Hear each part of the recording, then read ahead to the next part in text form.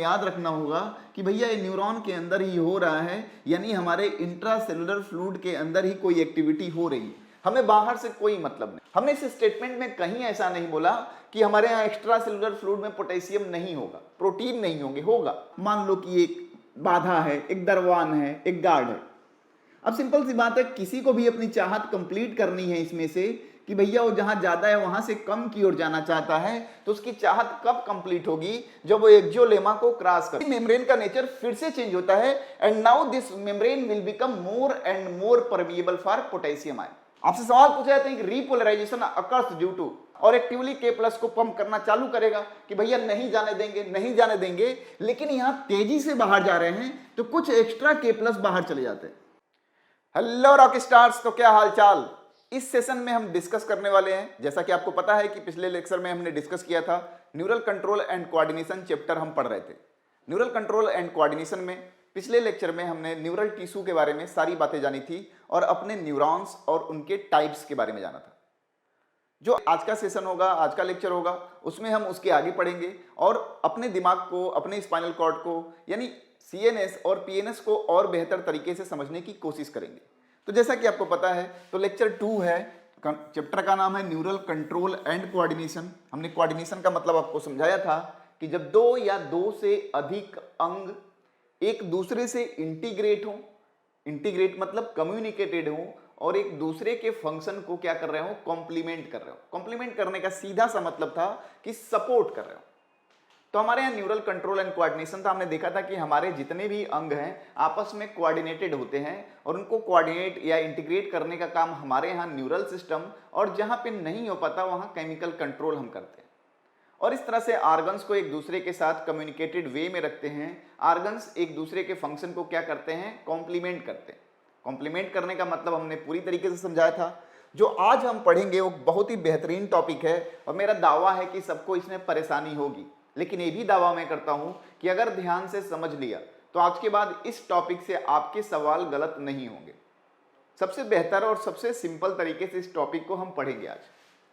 Topic का नाम है generation and conduction of nerve impulse. जैसा कि हम सबको पता है कि हमारे यहाँ न्यूरॉन का काम क्या होता है, तो न्यूरॉन में जो प्रोसेसेस थी जिनको कि हम एफरेंट और इफरेंट कहा करते थे, एफरेंट के नाम पे हमारे पास डेंड्राइट्स थी और इफरेंट के नाम पे हमारे पास एक्सॉन हुआ करते थे। एफरेंट और इफरेंट हम कह क्यों रहे थे? तो हम बोल रहे थे एफरेंट इसलिए है क्योंकि नर्व इंपल्स को सेल बॉडी या साइटोन की तरफ लेके जाता है। और इफरेंट हम क्यों बोल रहे थे? इफरेंट बोलने का हमारा नजरिया ये था कि जो भी नर्व इंपल्स सेल बॉडी या साइटोन के पास है उसे एक्सॉन साइटोन से दूर ले जाता है। तो ये नर्व इंपल्स है क्या? पहले तो हमें ये जानना है कि नर्व इंपल्स है क्या, दूसरी बात ये जाननी है कि इनका कंडक्शन कैसे होता है, और तीसरी बात ये जाननी है हमें कि इनका ट्रांसमिशन कैसे होता है। तो हमें इन टॉपिक्स के बारे में पढ़ना है, फिर हमारे अपने ब्रेन के बारे में पढ़ना है। चलिए हम पहले generation and conduction of nerve impulse देख लें, फिर ब्रेन के आगे वाले हिस्से में बढ़ेंगे। अभी हम न्यूरॉन से एसोसिएटेड जितनी बातें हैं कम से कम उतनी बातें जान जाए।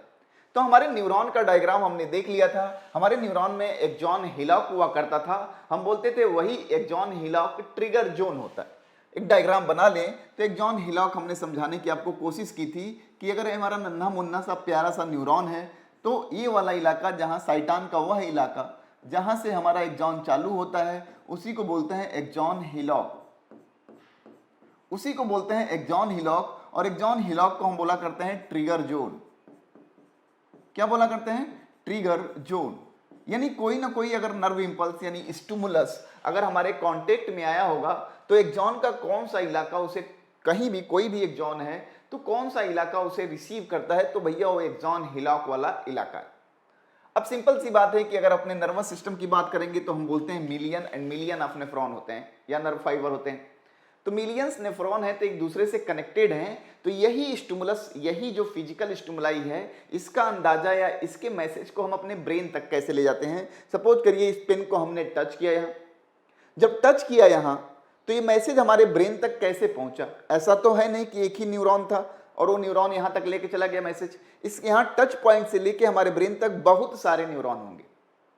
तो रिसीव तो किया होगा किसी एक न्यूरॉन ने, लेकिन ये बहुत सारे न्यूरॉन के थ्रू होते हुए इतने फ्रैक्शन ऑफ सेकंड में हमारे ब्रेन तक पहुंचा कैसे?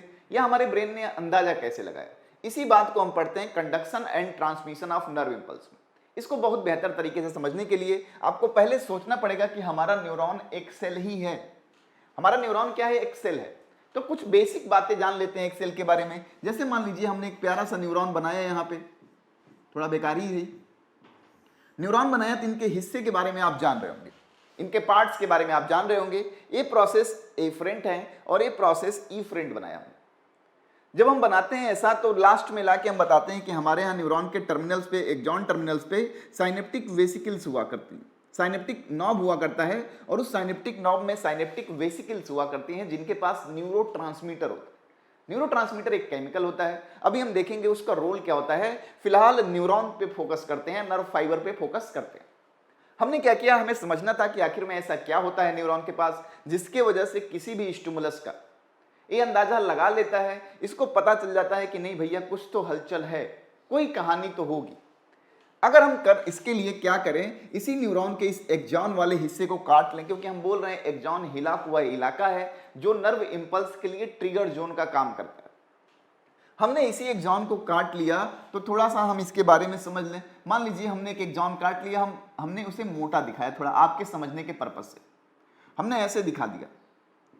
जब हमने ऐसे दिखाया तो सिंपल सी बात है, एक न्यूरॉन ही तो है, एक न्यूरॉन ही है और इसके अंदर जो भी मटेरियल होगा हम कह सकते हैं कि इंट्रासेलुलर फ्लूइड है, इंट्रासेलुलर फ्लूइड है। और इसके बाहर जो इलाका होगा हम इसे डेफिनेटली ईसीएफ बोल सकते हैं, एक्स्ट्रा सेलुलर फ्लूइड बोल सकते हैं, कोई समस्या नहीं होना चाहिए। ईसीएफ और आईसीएफ का कॉन्सेप्ट आपको समझना चाहिए कि अगर एक कोई सेल है तो उसके अंदर जो है वो आईसीएफ इंट्रासेलुलर फ्लूइड और उसके बाहर जो मीडिया है and that is extra cellular fluid. अब हम बात कर रहे हैं एक्सॉन की, तो एक्सॉन के मेम्ब्रेन को हम बोलते हैं क्या? एक्सोलेमा। क्या बोलते हैं भैया? एक्सोलेमा। और हमारे यहाँ एक्सॉन का जो साइटोप्लाज्म होता है, एक्सॉन का जो साइटोप्लाज्म होता है उसे हम बोलते हैं क्या? एक्सोप्लाज्म। क्या बोलते हैं? एक्सोप्लाज्म। तो हमारे यहाँ 2-3 टर्म्स ऐसे आएंगे तो आप कम से कम क्लियर हो। एक्सॉन के साइटोप्लाज्म को हम एक्सोप्लाज्म कह रहे हैं और इसी एक्सोप्लाज्म को हम कंसीडर करते हैं एज अ इंट्रासेलुलर फ्लूइड। दूसरी बात है, एक्सॉन के मेम्ब्रेन को हम एक्सोलेमा बोल रहे हैं। याद रहे जो कोई भी इवेंट होगा, जैसे कोई भी इवेंट हो रहा होगा तो जब भी हम बात करेंगे किसी चीज का, नर्व इंपल्स कंडक्शन की डायरेक्शन हो या नर्व इंपल्स ट्रांसमिशन की डायरेक्शन हो, हमें याद करना होगा, हमें याद रखना होगा कि भैया ये न्यूरॉन के अंदर ही हो रहा है, यानी हमारे इंट्रासेलुलर फ्लूइड के अंदर ही कोई एक्टिविटी हो रही है। हमें बाहर से कोई मतलब नहीं है, हमें बाहर से कोई मतलब नहीं है। यानी ईसीएफ में क्या इवेंट हो रहा है इससे हमें मतलब नहीं है, लेकिन आईसीएफ में क्या चल रहा है यही चेंजेज हमारे ब्रेन तक पहुंचेगा। अब इसी आईसीएफ को ध्यान में रखिएगा, हम आपसे जताना चाह रहे हैं कि आखिर में हमारे यहाँ अगर हमने टच किया तो ऐसा क्या हुआ न्यूरॉन के साथ हमारे, जिसकी वजह से जान गया कि भैया कुछ न कुछ तो है। यानी हमारे स्टिमुलस का अंदाजा इसने लगाया कैसे, बहुत प्यार से समझने की कोशिश करें तो हमने क्या किया, एक न्यूरॉन ले लिया, एक न्यूरॉन लिया और उसको काट लिया और ऐसे दिखा रहे हैं आपसे। फिर हमने बोला कि थोड़ी कुछ टेक्निकल बातों का ध्यान रखिएगा, ये अंदर आईसीएफ है, इंट्रासेलुलर फ्लूइड है और बाहर ईसीएफ है, एक्स्ट्रा सेलुलर फ्लूइड है। चलो भैया ईसीएफ आईसीएफ समझ में आ गया हमें, और थोड़ा आगे की बात समझाइए। तो न्यूरॉन के अंदर थोड़ा नॉर्मल कंडीशन की हम बात कर लें, जब कोई भी स्टिमुलस नहीं है, यानी नॉर्मल एक न्यूरॉन हम रख दें तो क्या क्या चीजें हैं उसके अंदर, थोड़ा इसका हम बात कर लें। इसकी बात करेंगे तो हम देखेंगे कि एक न्यूरॉन के इंट्रासेलुलर फ्लूइड में पोटेशियम आयन या किसी भी सेल के पोटेशियम आयन और निगेटिवली चार्ज्ड प्रोटीन, ध्यान रखिएगा इस बात को जो हम टर्म बोलेंगे, potassium ion and negatively charged protein जो होते हैं वो 30 गुना ज्यादा होते हैं, 30 times more, 30 times more in comparison to extra cellular fluid. हमने इस स्टेटमेंट में कहीं ऐसा नहीं बोला कि हमारे यहाँ एक्स्ट्रा सेलुलर फ्लूइड में पोटेशियम नहीं होगा, प्रोटीन नहीं होंगे, होगा, लेकिन जितना एक्स्ट्रा सेलुलर फ्लूइड में पोटेशियम होगा उसका 30 गुना हमारे इंट्रासेलुलर फ्लूइड में पोटेशियम और नेगेटिवली चार्ज प्रोटीन होते हैं। और ये जो पोटेशियम और नेगेटिवली चार्ज प्रोटीन है, चूंकि पोटेशियम पॉजिटिव आयन है, प्रोटीन्स नेगेटिवली चार्ज हैं, तो इनके बीच में higher electrostatic force of attraction होता है। क्लियर है? चलिए फिर हम बात करें, अगर समझ लीजिए इस स्टेटमेंट को पहले, यानी अगर 1 पोटेशियम बाहर है तो 30 पोटेशियम अंदर है। अगर 10 पोटेशियम बाहर है तो 300 पोटेशियम आईसीएफ में है। अगर 300 पोटेशियम यहां है तो 9000 ऐसे करके 900 पोटेशियम यहां है, 30 गुने का डिफरेंस है। फिर हम बात करें ईसीएफ में, तो ईसीएफ में हम देखते हैं कि सोडियम और क्लोराइड आयन लगभग 10 टाइम्स ज्यादा होते हैं, 10 टाइम्स मोर। यानी अगर हम देखें तो हमारे आईसीएफ के अंदर हम ऐसा कभी नहीं बोल रहे हैं कि सोडियम और क्लोराइड नहीं होंगे, लेकिन ईसीएफ में 10 गुना ज्यादा पाए जाते हैं। यानी 1 सोडियम हमारे आईसीएफ में होगा, इंट्रासेल्युलर फ्लूइड में होगा, तो 10 सोडियम एक्स्ट्रा सेल्युलर फ्लूइड में होगा। ये आयनिक ग्रेडियंट है, ये आयनिक ग्रेडियंट डिसाइड कर रहा है। अच्छा, आपको एक बात पता होगी केमिस्ट्री से या कहीं से भी कि ions having tendency to move from its higher concentration towards its lower concentration. Ion की ये टेंडेंसी होती है कि जहां पे वो ज्यादा है वहां से कम की ओर मूव करें। इसी टेंडेंसी के तहत हमारे यहां पोटेशियम और प्रोटीन की चाहत होगी कि भैया वो आईसीएफ से ईसीएफ में जाएं, क्योंकि यहां तो बहुत ज्यादा है। और इसी टेंडेंसी के अंदर, इसी टेंडेंसी के थ्रू हमारे यहां सोडियम और क्लोराइड की चाहत होगी कि भैया वो बाहर से अंदर की तरफ जाएं। Is that clear? ये बात समझ में आ रही है? क्योंकि आयन की टेंडेंसी होती है कि जहां पे वो ज्यादा है वहां से कम की ओर मूव करें। आयन की टेंडेंसी है, तो आयन की टेंडेंसी है मूव करेंगे ज्यादा से कम की ओर, तो नॉर्मल कंडीशन में इनकी चाहत यही रहती हो, नॉर्मल कंडीशन में इनकी चाहत यही रहती होगी। तो ये चारों पहुंचते होंगे, पोटेशियम पहुंचता होगा, प्रोटीन पहुंचता होगा, सोडियम आया होगा, क्लोराइड आयन आया होगा। मान लो कि एक बाधा है, एक दरवान है, एक गार्ड है। अब सिंपल सी बात है, किसी को भी अपनी चाहत कंप्लीट करनी है इसमें से कि भैया वो जहां ज्यादा है वहां से कम की ओर जाना चाहता है, तो उसकी चाहत कब कंप्लीट होगी? जब वो एक्सोलेमा को क्रॉस कर पाएगा। यानी यहां पे एक्सोलेमा डिसाइड करेगा कि कौन बाहर जा सकता है या कौन अंदर आ सकता है। क्लियर है? वही तो डिसाइड करेगा। क्यों? क्योंकि वो मेम्ब्रेन है एक, अगर वो अलाउ नहीं करेगा तो ना कोई बाहर जा सकता है ना कोई अंदर आ सकता है। ऐसी कंडीशन है, एक नॉर्मल स्टेट की बात मैं कर रहा हूं। तो सबसे पहली बात है कि आपको समझना होगा, पहली कंडीशन हम इसकी बात कर रहे हैं, when there is no stimulus, when there is no stimulus, कोई स्टिमुलस नहीं है। जब कोई स्टिमुलस नहीं है उस दौरान की हम बात कर लें। अब हम बात कर रहे हैं किसके बारे में? तो एक्सोलेमा के नेचर के बारे में।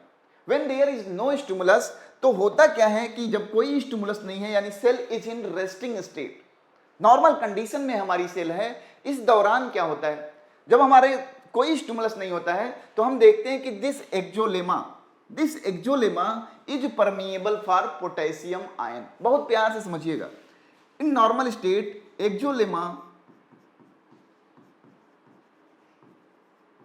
परमिएबल फॉर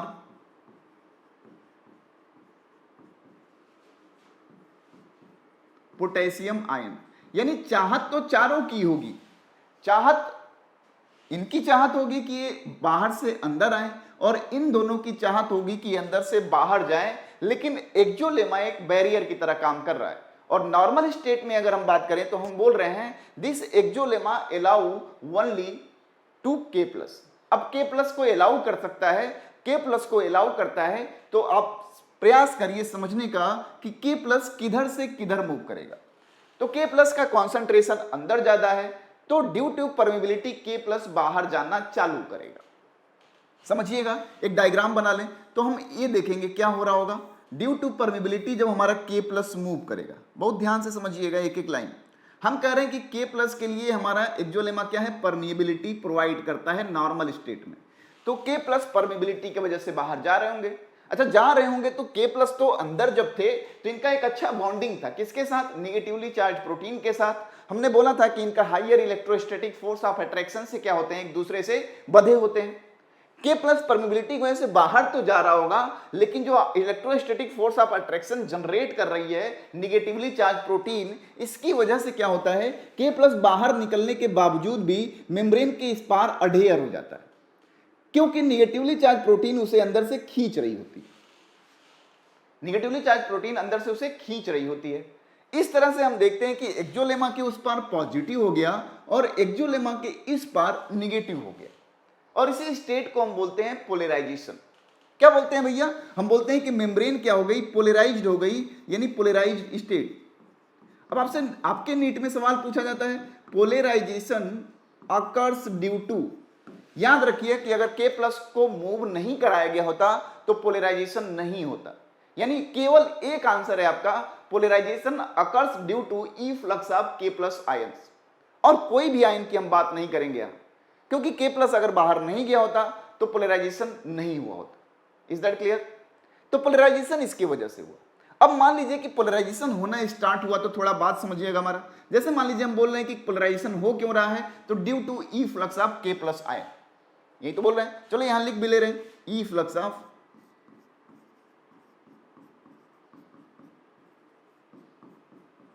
इसकी वजह से हमारे यहां पोलराइजेशन हुआ। तो हुआ क्या, अंदर में हो क्या रहा होगा?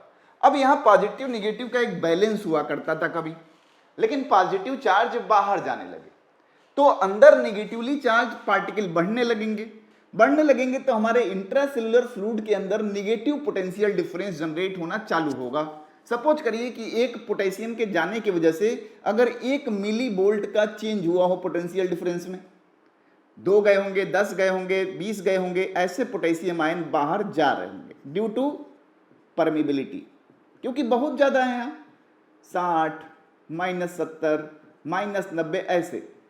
लेकिन एक पॉइंट आता है जिसको हम कंसीडर करते हैं, एक जनरलाइज फॉर्म में बात करें तो -60 से -90, हम अपने यहाँ प्रोग्राम लेते हैं -70, यानी हमारे इंट्रासेलुलर फ्लूइड से इतने पोटेशियम आयन बाहर चले जाएं कि हमारे इंट्रासेलुलर फ्लूइड के अंदर पोटेंशियल डिफरेंस जो है वो -70 मिली वोल्ट हो जाए।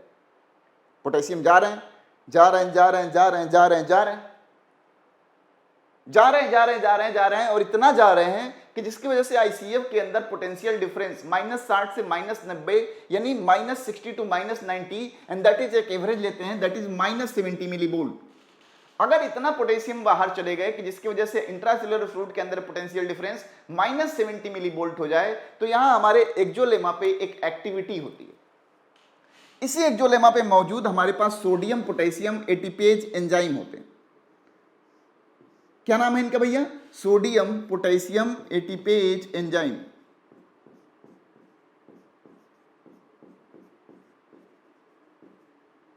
सोडियम पोटेशियम एटीपेज एंजाइम होते हैं कहां पे? इसी एक्सोलेमा पे। सोडियम पोटेशियम एटीपेज एंजाइम होते हैं इसी एक्सोलेमा पे। क्लियर है? चलिए, इसी एक्सोलेमा पे present sodium potassium ATPase enzyme अब परमेबिलिटी की वजह से पोटेशियम बाहर तो जाता है, लेकिन ये सोडियम पोटेशियम एटीपेज एंजाइम धक्के से इन्हें अंदर की ओर ढकेल देता है और प्रयास करता है कि इनसाइड द इंट्रासेल्युलर फ्लूइड के अंदर -70 मिली वोल्ट बना रहे। इसी -70 मिली वोल्ट को हम बोलते हैं क्या? Resting membrane potential. क्या बोलते हैं? Resting membrane potential, that is known as RMP. 2-3 बातें यहां दिखेंगी। पोलराइजेशन क्यों हुआ? तो पोलराइजेशन हुआ efflux of K plus ion की वजह से। रेस्टिंग मेम्ब्रेन पोटेंशियल क्या होता है? दैट इज -70 मिली वोल्ट, और इस -70 मिली वोल्ट को मेंटेन कौन रखता है? That is sodium potassium ATPase enzyme. कैसे रखता है? तो एक्टिवली रखता है। आप एक स्टेटमेंट पढ़े होंगे कि 30% of its energy is consumed by a neuron to just keep it into the rest. एक न्यूरॉन अपने पूरे एनर्जी का 30% एनर्जी केवल अपने आप को रेस्ट में रहने के लिए कंज्यूम कराता है, और वो जो कंज्यूम हुई एनर्जी वो यही जो एक्टिव प्रोसेस है K प्लस के पंपिंग का सोडियम पोटेशियम एटीपेज एंजाइम के द्वारा उसी में कंज्यूम होती है। यानी न्यूरॉन का नॉर्मल स्टेट में रहना इज एन एक्टिव प्रोसेस। अब ऐसे नॉर्मली होगा, हम कह रहे हैं कि when there is no stimulus. यहां पे किसी स्टिमुलस का जिक्र नहीं किया गया है, तब हमारा न्यूरॉन इस कंडीशन में होगा, K प्लस बाहर जा रहे होंगे, सोडियम पोटेशियम एटीपेज एंजाइम उसे पंप करके अंदर कर रहा होगा, और ओवरऑल देखें तो -70 मिली वोल्ट का पोटेंशियल डिफरेंस हमारे inside the intracellular fluid maintain होगा। ऐसी एक्टिविटी चल ही रही थी। तब तक क्या हुआ? हमारे पास कोई स्टिमुलस आया, यानी हम दूसरा कंडीशन एज्यूम करने वाले हैं।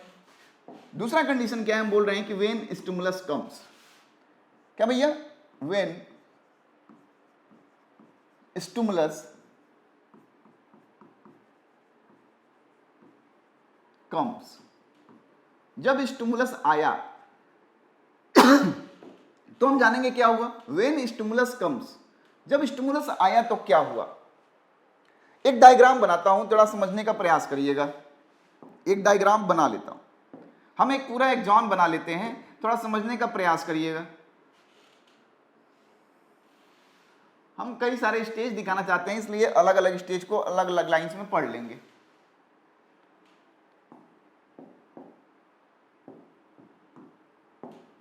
हमने एक एक्सॉन बनाया है,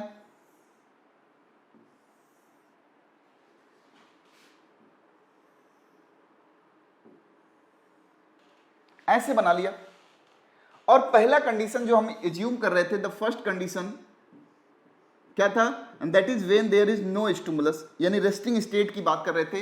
ये तो हमारी दूसरी कंडीशन हो गई कि जब स्टिमुलस आया, यानी पहली कंडीशन है, फर्स्ट कंडीशन। ये सेकंड कंडीशन, ठीक है। फर्स्ट कंडीशन की सोचें तो बाहर ऐसा ही तो होगा, पॉजिटिव पॉजिटिव पॉजिटिव, किसकी वजह से, due to flux of K plus ion. अंदर नेगेटिव, किसकी वजह से, तो प्रोटीन है। पोटेंशियल डिफरेंस कितना है, -70 मिलीवोल्ट। इसको मेंटेन कौन कर रहा है, sodium potassium ATPase enzyme. Process कैसा है, एक्टिव है, ठीक है। चलिए हम सेकेंड कंडीशन की बात कर रहे हैं, हम बोल रहे हैं कि व्हेन स्टिमुलस कम्स। जरा ध्यान दीजिएगा, इस पॉइंट में हम बोल रहे हैं कि स्टिमुलस आया। चलो भैया स्टिमुलस को लालिमा से दिखा देते हैं, स्टिमुलस आया।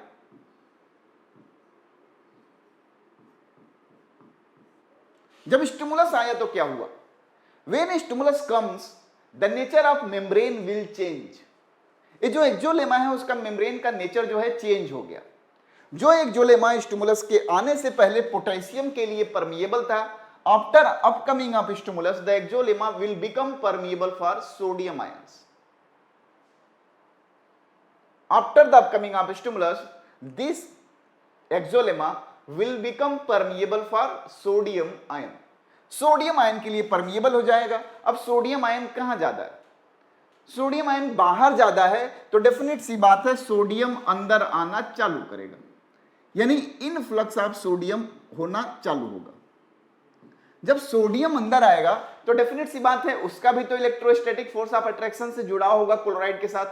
क्लोराइड भी आई होगी और क्लोराइड बाहर से खींच रही होगी कि नहीं भैया नहीं जाओ अंदर, तो अंदर पॉजिटिव और बाहर क्लोराइड की वजह से निगेटिव होना स्टार्ट होगा। बहुत ध्यान से समझिएगा। Is it okay, yes. यहां पे क्या हुआ था, ई फ्लक्स ऑफ के प्लस हुआ था, यहां पे क्या हो रहा है, in flux of sodium ion हो रहा है। क्लियर है। इस स्टेज को हम क्या कहा करते थे, पोलराइजेशन। पोलराइजेशन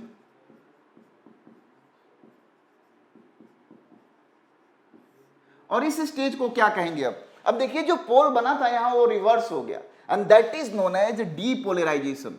यानी किसी भी इवेंट में जब हम डीपोलराइजेशन का जिक्र करते हैं, मींस स्टिमुलस आ गया है, एक्साइटमेंट आ चुकी। डीपोलराइजेशन अकर्स ड्यू टू, जैसे सवाल देखिएगा, polarisation occurs due to the efflux of K plus ion, depolarisation occurs due to the influx of sodium ion. आपके डायरेक्ट आंसर होंगे, आपको और दिमाग नहीं चलाना है।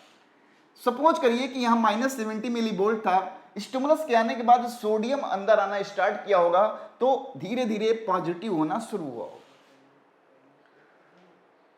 धीरे धीरे पॉजिटिव होने शुरुआत हुई होगी, यानी -69 हुआ होगा, -60 हुआ होगा, -55 हुआ होगा। एक इंपॉर्टेंट पॉइंट है -55। अगर हमारा प्रोलॉन्ग्ड कोर्स होता तो मैं इसको जरूर एक्सप्लेन करता, बट स्टिल मैं ये बताऊंगा कि -55 is known as threshold value of nerve impulse generation.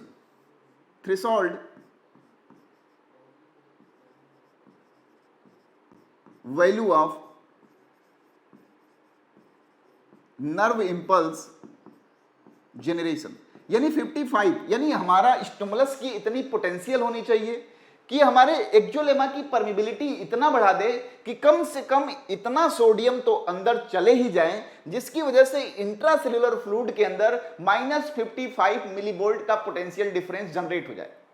अगर इतनी कैपेबिलिटी नहीं है तो हमें स्टिमुलस का कोई अंदाजा नहीं लगेगा क्यों? क्योंकि कोई नर्व इंपल्स जनरेट ही नहीं होगी, and that's why that -55 millivolt is known as threshold value of nerve impulse generation. और जैसे ही इतने सोडियम आयन अंदर जाते हैं, जिसकी वजह से इंट्रासेलुलर फ्लूइड के अंदर -55 मिलीवोल्ट पोटेंशियल डिफरेंस हो जाता है, the permeability of this membrane या सोडियम आयन और तेजी से अंदर आना चालू कर देते हैं। सोडियम आयन और तेजी से अंदर आना चालू करेंगे तो -50, -40, -30, -20, -10, 0, 10, 20, 30, 40। हम एक एग्जैक्ट वैल्यू लेते हैं, that is 30। This +30 is known as action potential. Action potential. हम देखते हैं कि इतना सोडियम आयन अंदर चले आए जिसकी वजह से आईसीएफ के अंदर +30 पोटेंशियल डिफरेंस जनरेट हो जाए, the nature of membrane will again change. हमारे इसी मेम्ब्रेन का नेचर फिर से चेंज होता है, हमारे इसी मेम्ब्रेन का नेचर फिर से चेंज होता है, and now this membrane will become more and more permeable for potassium ion. यानी पहली बार भी परमिएबल था, लेकिन इस टाइम यानी एक्शन पोटेंशियल जनरेट होने के बाद पोटेशियम के लिए परमेबिलिटी बहुत ज्यादा बढ़ जाती है, पोटेशियम तेजी से बाहर जाना चालू करते हैं। तो बाहर फिर से पॉजिटिव, अंदर नेगेटिव, बाहर पॉजिटिव, अंदर नेगेटिव, बाहर पॉजिटिव, अंदर negative, and that condition is known as repolarization. आपसे सवाल डायरेक्ट यही पूछे गए, that condition is known as repolarization. आपसे सवाल पूछे जाते हैं कि repolarization occurs due to, repolarization occurs here due to only the efflux of K+ ions। अब यहां तेजी से बाहर जा रहे हैं, तो नॉर्मली तो हमें -70 तक रोक लेना चाहिए था, क्योंकि जैसे ही -70 पहुंचेगा हमारा sodium potassium ATPase enzyme activate होगा और एक्टिवली K+ को पंप करना चालू करेगा कि भैया नहीं जाने देंगे, नहीं जाने देंगे। लेकिन यहां तेजी से बाहर जा रहे हैं तो कुछ एक्स्ट्रा K+ बाहर चले जाते हैं, कुछ एक्स्ट्रा K+ बाहर चले जाते हैं ड्यू टू परमिबिलिटी। तो यहां पे इस स्टेट को हम बोलते हैं हाइपर पोलराइजेशन। हाइपर पोलराइजेशन, इस पॉइंट को हम क्या बोलते हैं? हाइपर पोलराइजेशन बोलते हैं। क्यों हुआ हाइपर पोलराइजेशन? क्योंकि एक्स्ट्रा K+ का इफ्लक्स हो गया था, लगभग -90 वोल्ट तक चला जाता है यहां पोटेंशियल डिफरेंस। लेकिन जो एक्स्ट्रा K+ चले गए हैं तो एटीपेज अपनी एक्टिविटी बढ़ा के फिर क्या करता है? इनको अंदर लाता है। हम बोलते हैं that phase is known as recovery phase. Recovery phase.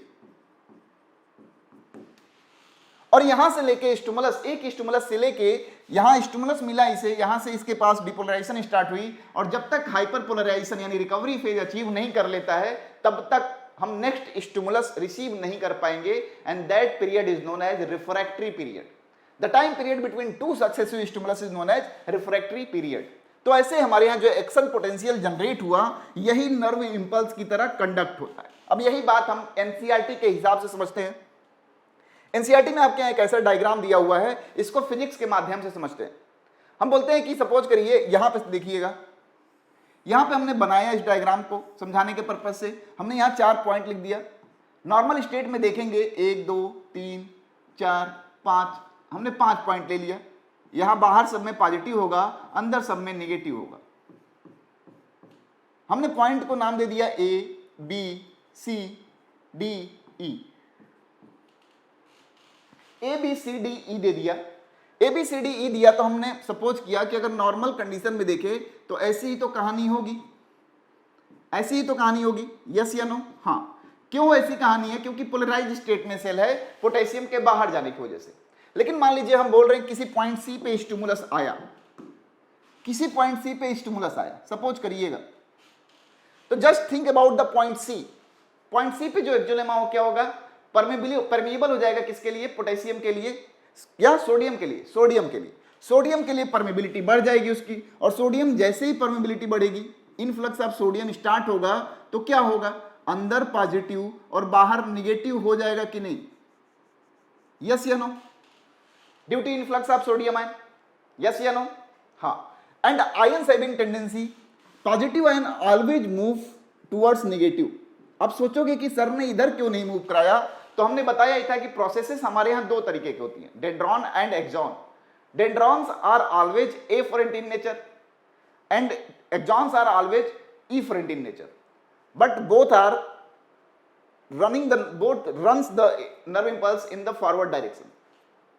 तो यहां पे क्या होगा, पॉजिटिव इधर मूव करेगा, तो आफ्टर सम टाइम हम देखेंगे यहां पॉजिटिव यहां निगेटिव, फिर यहां देखेंगे तो यहां निगेटिव और यहां पॉजिटिव। ये जो सी है हमारा नॉर्मल स्टेट में चला आएगा और यही एक्शन पोटेंशियल जो जनरेट हुआ है इलेक्ट्रिक सर्किट के थ्रू नेक्स्ट पॉइंट पे चला जाएगा और ऐसे कर करके हमारे यहाँ न्यूरॉन्स के अंदर conduction of nerve impulse start हो जाता है। इसका कहने का सीधा सा मतलब है, ऐसा नहीं है कि हम किसी पिन को चुभाएं तो कॉन्टिन्यूअस तब तक चुभाए रहेंगे जब तक हमारे ब्रेन तक ये मैसेज ना चला जाए। हम केवल स्टिमुलस को टच करते हैं और हमारा ये मैसेज ब्रेन तक चला जाता है। That is due to this phenomena and that is known as conduction of nerve impulse.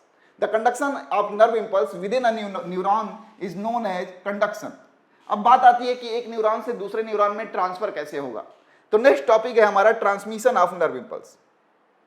जब भी हम ट्रांसमिशन की बात करते हैं तो हमारे यहाँ नर्व इंपल्स का ट्रांसमिशन यानी एक न्यूरॉन से दूसरे न्यूरॉन में कैसे गया, ये दो मेथड्स हैं हमारे। एक हमारे होता है chemical transmission, chemical transmission,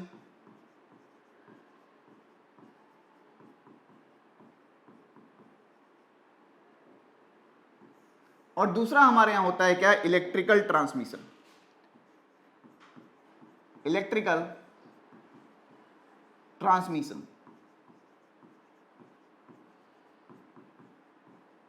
chemical transmission और इलेक्ट्रिकल ट्रांसमिशन की बात करते हैं। दो तरह के ट्रांसमिशन होते हैं।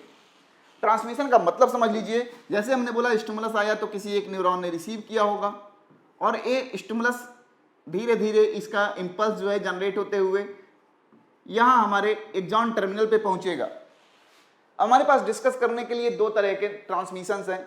जब हम केमिकल ट्रांसमिशन की बात करते हैं तो हमें पता है कि एक्सॉन टर्मिनल्स पे अगर हम चलें, यहां पे ध्यान दीजिएगा, एक्सॉन टर्मिनल पे चलें तो जो साइनेप्टिक नॉब है यहां पे साइनेप्टिक वेसिकल्स भरी, यहां पे साइनेप्टिक वेसिकल्स होती हैं, साइनेप्टिक वेसिकल्स होती हैं और इन साइनेप्टिक वेसिकल्स के पास क्या होता है, न्यूरोट्रांसमीटर होता है। न्यूरोट्रांसमीटर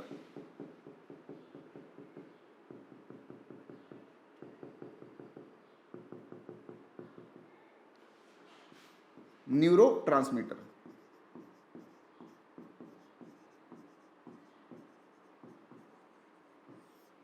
ठीक है, न्यूरोट्रांसमीटर होता है। अब हम बात करें कि न्यूरोट्रांसमीटर ट्रांसफर कैसे होता है तो इसको डायग्रामेटिकली समझते हैं। हमारे यहां देखेंगे तो जो हमारे यहां ट्रांसमिशन हो रहा है केमिकल ट्रांसमिशन, यहां पे एक न्यूरॉन का एक्सॉन टर्मिनल यानी साइनेप्टिक नॉब हो गया और दूसरे न्यूरॉन का डेंड्राइट होगा। इसे हम बोलते हैं प्री साइनेप्टिक मेम्ब्रेन, क्योंकि इसके जंक्शन को हम बोलते हैं साइनेप्स। ये हो गया प्री साइनेप्टिक मेम्ब्रेन और इसे हम बोलते हैं post synaptic membrane.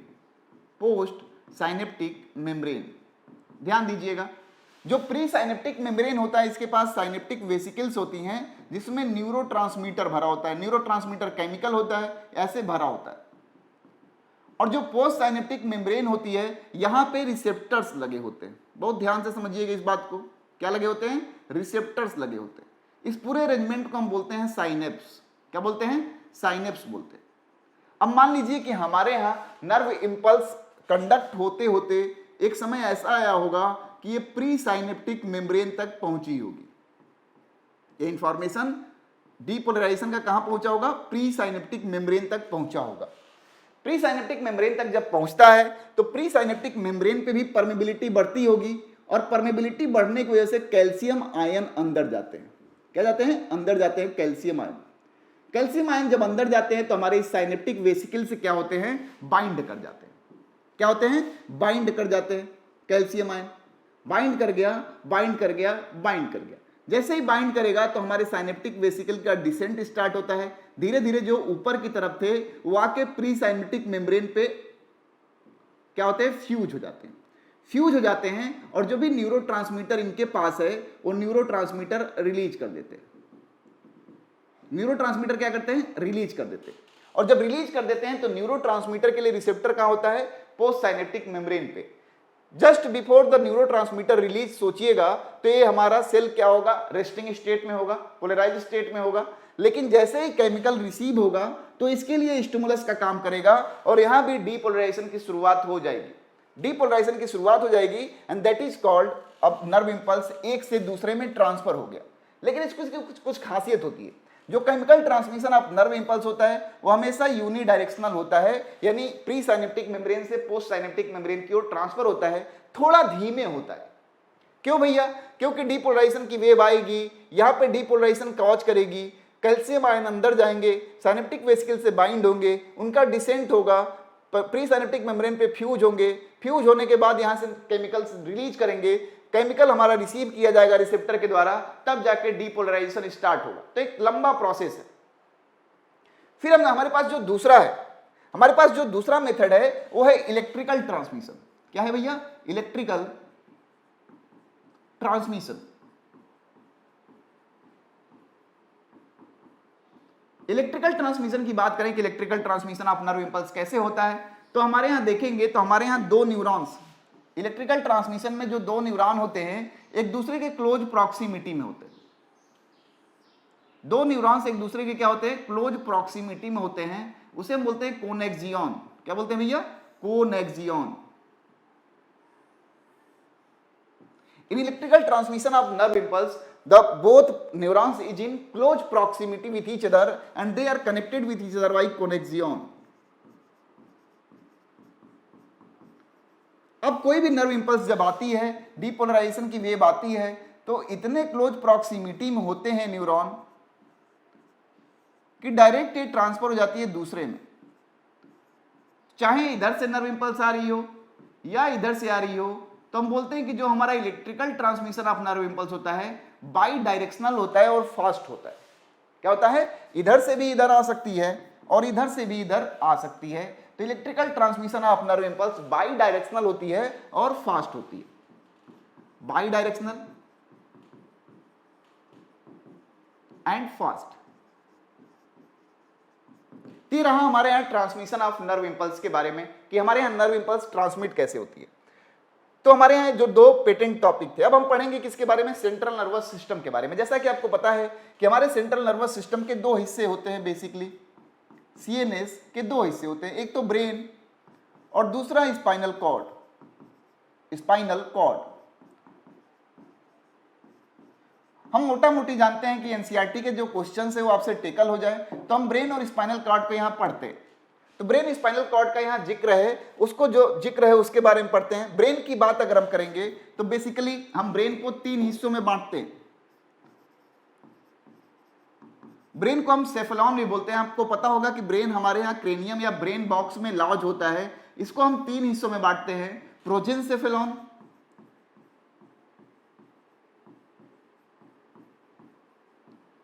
मेजेंसेफेलॉन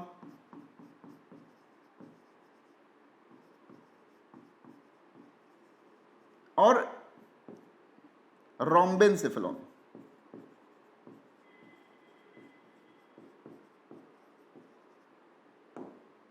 प्रोजेन, Meissen and रोम्बेन, जिसे हम सिंपल भाषा में बोलते हैं फोर ब्रेन, मिड ब्रेन और हाइंड ब्रेन। क्या बोलते हैं? फोर ब्रेन, मिड ब्रेन और हाइंड ब्रेन।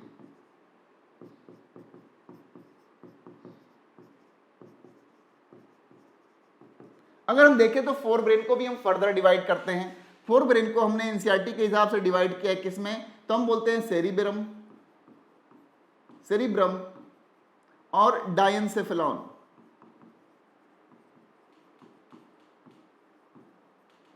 सेरिब्रम की बात करें अगर हम और डायनसेफेलॉन की बात करें तो डायनसेफेलॉन में दो चीजें हम पढ़ेंगे, थैलमस और हाइपोथैलमस। Thalamus and hypothalamus.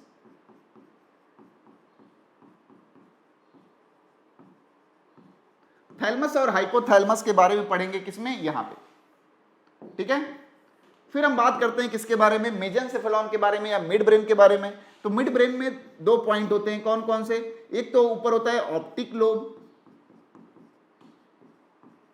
और नीचे होता है क्रूरा सेरिब्राई। क्रूरा सेरिब्राई।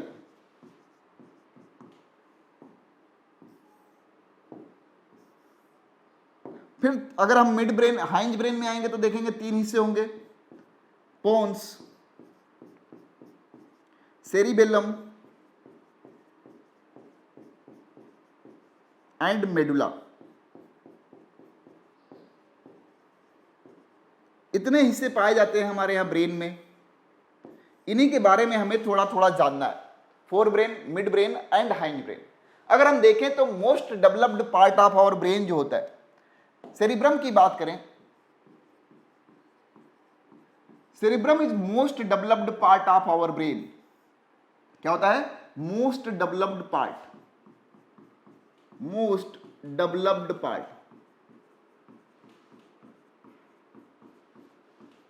हम बोलते हैं कि हमारे यहां सेरिब्रम जो होता है, दो सेरिब्रल हेमिस्फीयर, यानी 80% पार्ट जो होता है हमारे ब्रेन का, लगभग सेरिब्रम केवल कवर रहता है। हमारे यहां दो सेरिब्रल हेमिस्फीयर पाई जाती हैं और ये दो सेरिब्रल हेमिस्फीयर एक दूसरे से कनेक्ट होते हैं, किससे? कॉर्पस कैलोसम की मदद से। किसके मदद से? Corpus callosum. कॉर्पस कैलोसम की मदद से। कॉर्पस कैलोसम का पाया जाना is the characteristic feature of the mammals. दो सेरिब्रल हेमिस्फीयर होते हैं, right and left cerebral hemisphere. हम बोल रहे हैं कि हमारे यहां जो 80% पार्ट होता है हमारे ब्रेन का, वो सेरिब्रम बनाता है। और बात करें सेरिब्रम के बारे में, तो लॉजिकल इंटेलिजेंस से जितने भी रिलेटेड सवाल हैं, लॉजिकल इंटेलिजेंस से, यानी जो भी सवाल हम अपने दिमाग से पूछते हैं और उसका आंसर यस या नो में हमें मिलता है, ये लॉजिकल इंटेलिजेंस से रिलेटेड जो पार्ट है हमारा, वो सेरिब्रम क्या करता है? कवर करता है, वहीं से हम कवर करते हैं। तो बेसिकली हम सेरिब्रम के बारे में थोड़ा डिटेल में जानना चाहते हैं। सेरिब्रम को अगर हम बांट लें तो सबसे बड़ा इलाका ऐसे मिड, ऑप्टिक और टेम्पोरल, ये हमारे यहां सेरिब्रम में 4 लोब पाए जाते हैं। कौन कौन सा? ते फ्रंटल, पेराइटल, ऑसिपिटल और टेम्पोरल। हमारे यहां 5 सेंसरी जो है स्ट्रक्चर पाए जाते हैं। तो जो पेराइटल लोब होता है वहां हमारा है गैस्टेटरी और सोमैटोस्टेटिक, यानी हम बोल सकते हैं टेस्ट के लिए सेंसरी एरिया पाया जाता है और टच के लिए। सवाल ये भी पूछा गया है। हमारे यहां टेम्पोरल लोब की बात करेंगे तो यहां पे ऑडिटरी और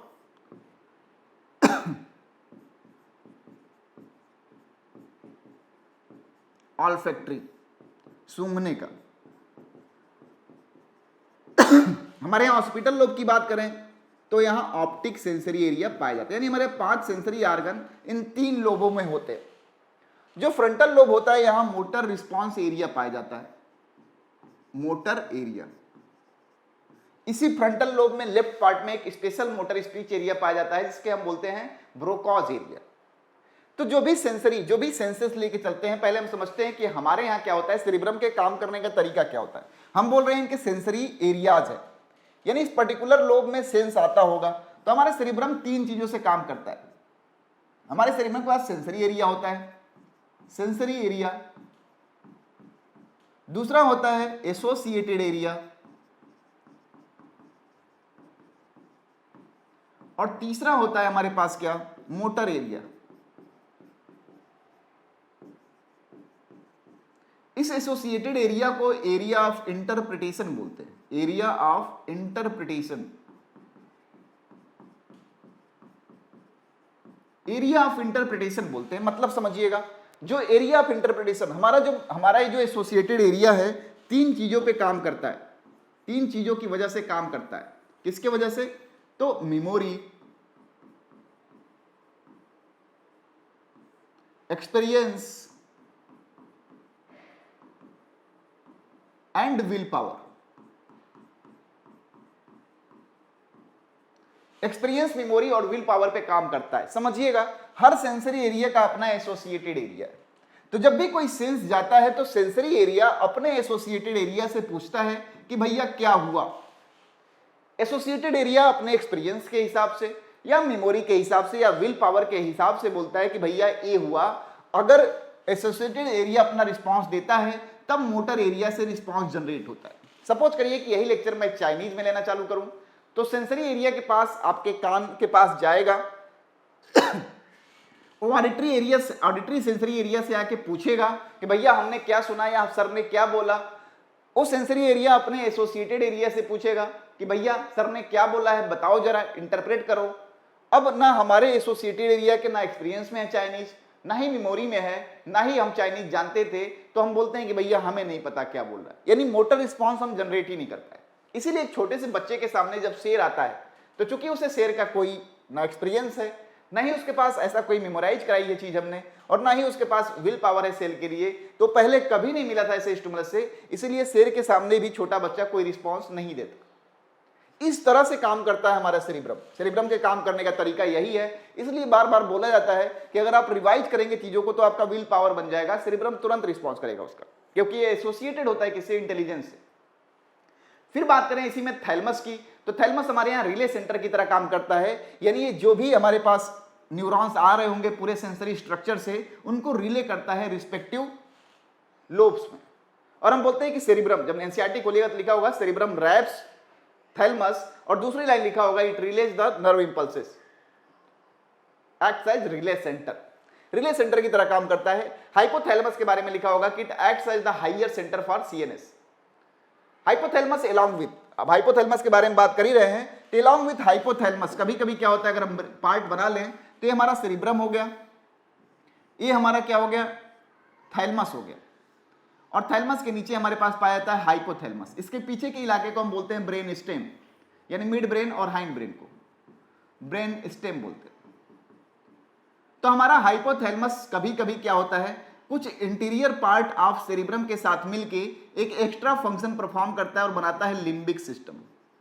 लिम्बिक सिस्टम, लिम्बिक सिस्टम हमारे यहां इमोशंस को कंट्रोल करता है। क्या करता है, कंट्रोल इमोशंस।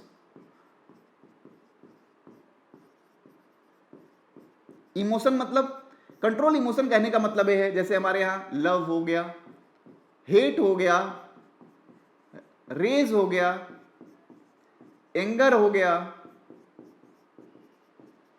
हैप्पीनेस हो गया, सैडनेस हो गया, सेक्सुअल बिहेवियर हो गया। इस सारे इमोशंस को कौन कंट्रोल करता है, लिम्बिक सिस्टम। तो हम पढ़ते क्या हैं कि दिल से प्यार करते हैं, लेकिन प्यार करने के लिए जगह बनी हुई है, वो लिम्बिक सिस्टम है। हमारा लिम्बिक सिस्टम इन इमोशंस को कंट्रोल करता है, यानी किसी से प्यार हो जाना, किसी से नफरत हो जाना, किसी से बदला लेने की भावना, किसी पे गुस्सा होना, कभी खुश होना, कभी उदास होना, और हर एक इंसान के प्रति हमारा सेक्सुअल बिहेवियर कैसा होना चाहिए, that is under control of our limbic system. तो हमारा ब्रेन स्टेम के पहले का हिस्सा यानी hypothalamus along with certain part, like certain part is what, and that is hippocampus,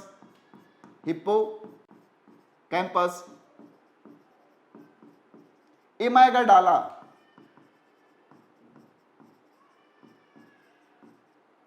and some interior part, some interior structure. Hippocampus को हम बोलते हैं कि हमारे यहां शॉर्ट टर्म मेमोरी को लॉन्ग टर्म मेमोरी में कन्वर्ट करता है, लॉन्ग टर्म में कन्वर्ट करता है। ठीक है, तो ये हमारे रहा किसके बारे में, लिम्बिक सिस्टम के बारे में। अब हम चलेंगे मिड ब्रेन में, तो मिड ब्रेन में ऑप्टिक लोब हो गया, क्रूरा सेरिब्राई हो गया। क्रूरा सेरिब्राई ट्रैक्ट होता है जो फोर ब्रेन को हाइंड ब्रेन से कनेक्ट करता है।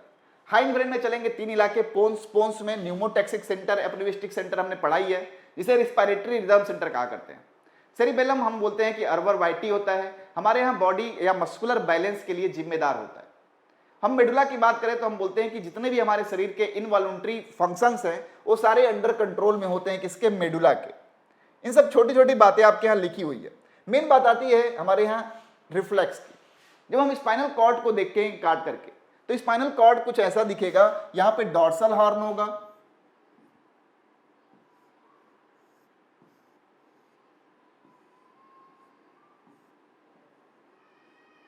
क्योंकि अपने पास अभी बहुत कम टाइम है तो हम रिस्पेक्टिव चीजों को समझ लें।